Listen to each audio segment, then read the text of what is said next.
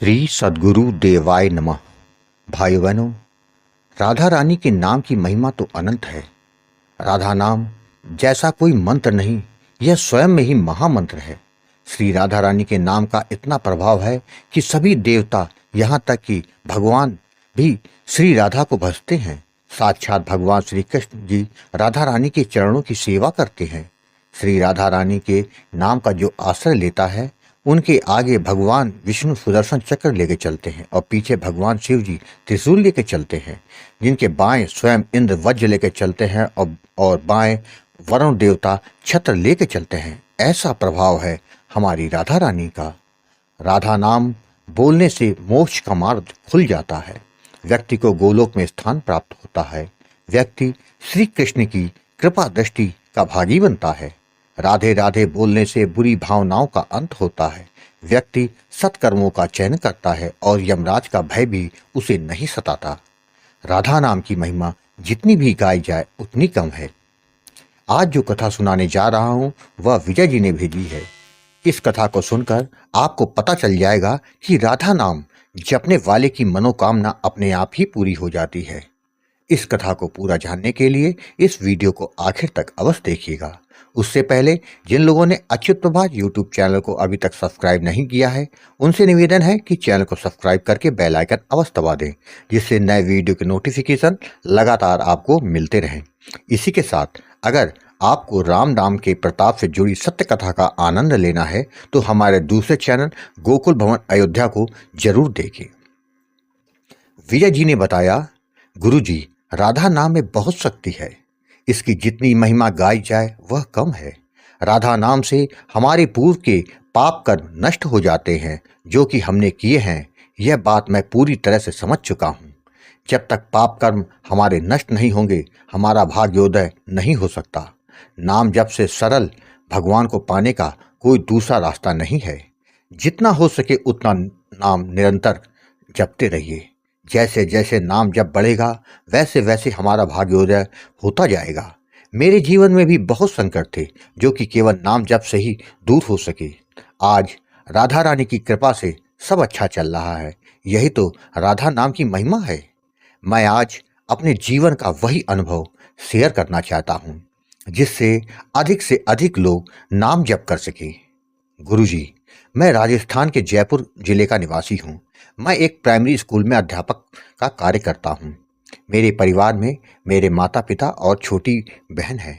वैसे तो मेरे जीवन में सभी कुछ अच्छा चल रहा था, किंतु मेरे जीवन में वह क्षण भी आया था कि जिस समय मेरे घर का सुख चैन सब नष्ट हो गया था। बात पिछले साल हम सभी लोग एक रिश्तेदार के यहाँ शादी में गए थे। वहाँ 3 दिन हम लोग रुके। वहाँ से आने के बाद मेरी छोटी बहन एकदम शांत रहने लगी। उससे कुछ पूछो तो कुछ बोले ना। हम सभी बहुत परेशान हो गए। मेरी माँ जब उससे बहुत दबाव बनाकर पूछा तो उसने बताया कि वह किसी लड़के से बहुत प्रेम करती है। वह उससे शादी करना चाहती है और वर्तमान में वह पेट से है। यह सुनकर तो हम लोगों के ऊपर तो जैसे पहाड़ टूट पड़ा। जब पूछा गया तो उसने लड़के के बारे में बताया। मैं उस लड़के से मिलने गया। वह लड़का मिला, किंतु उसने कहा, मेरे घर वाले अभी शादी के लिए तैयार नहीं हैं। मैं अपने माता पिता को नहीं छोड़ सकता क्योंकि अभी मैं कुछ नहीं करता। बिना कमाए घर कैसे बसा लूँ। उसको बहुत समझाया किंतु वह नहीं माना, जिसके बाद हमने उस बच्चे को गिरवा दिया। किंतु बहन उस लड़के को भूल नहीं पा रही थी। वह कहती थी, शादी करेगी तो उससे ही करेगी वरना मर जाऊंगी। इस समस्या से निपटने का हमारे पास कोई दूसरा उपाय नहीं था। उस समय मुझे वृंदावन वाले प्रेमानंद जी महाराज के वीडियो बहुत पसंद आते थे। मैं उनको देखता था। उनकी बातें मुझे बहुत पसंद थी।